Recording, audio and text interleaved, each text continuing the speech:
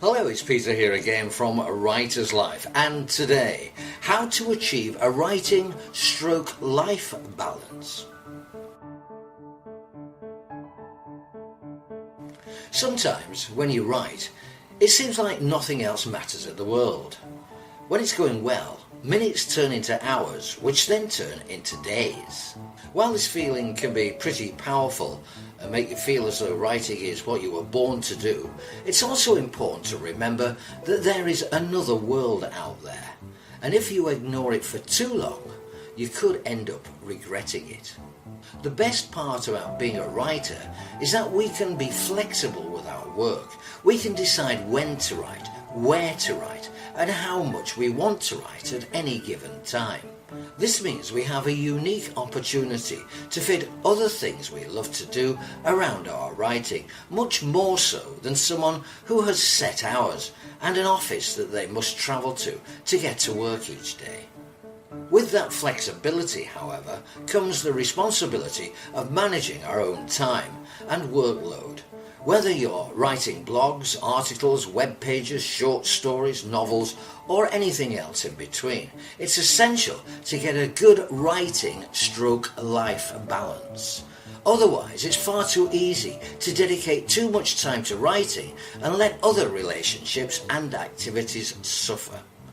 Of course, there's also the danger that one will experience writing burnout too.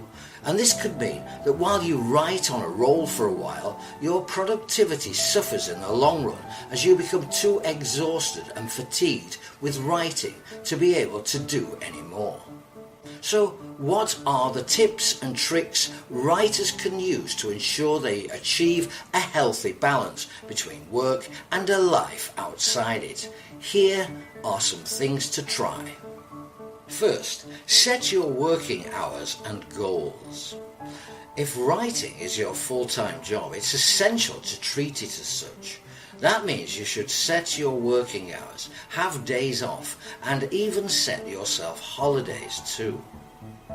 Of course, it's great to be able to work whenever you want, but without any structure, it's easy to do too much.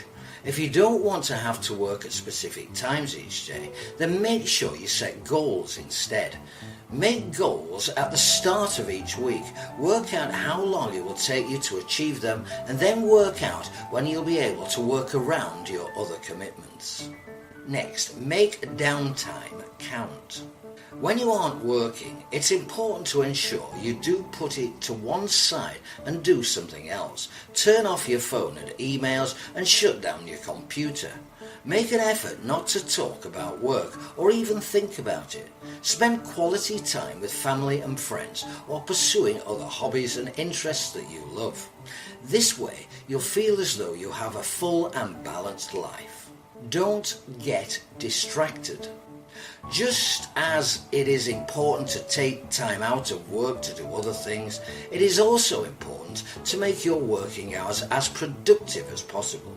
So don't procrastinate, minimize distractions such as social media, and try to focus as much as possible.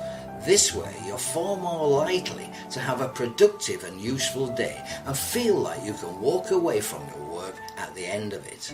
If you stop and start and don't make much progress, you'll waste your own time and feel like you need to keep going while achieving half as much. Be realistic and kind to yourself. Of course, you're going to have days where you aren't as productive, or ones where you need to work late to reach a deadline, or just because you don't feel like it. If this happens, there's no point in beating yourself up about it. But if you know you have a tendency to overwork yourself, you need to ensure you keep these instances in check and don't let them become too regular.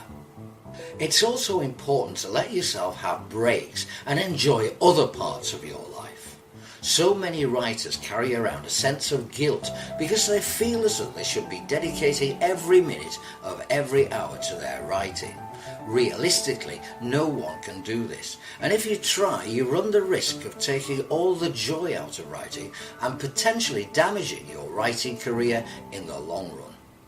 I hope you enjoyed this video, and if you did, please give it the thumbs up or leave a comment below. We're always happy to hear from you. And why not sign up for our newsletter and get your free Writer's Toolkit? Simply visit our website at writerslife.org, and I'll see you next time.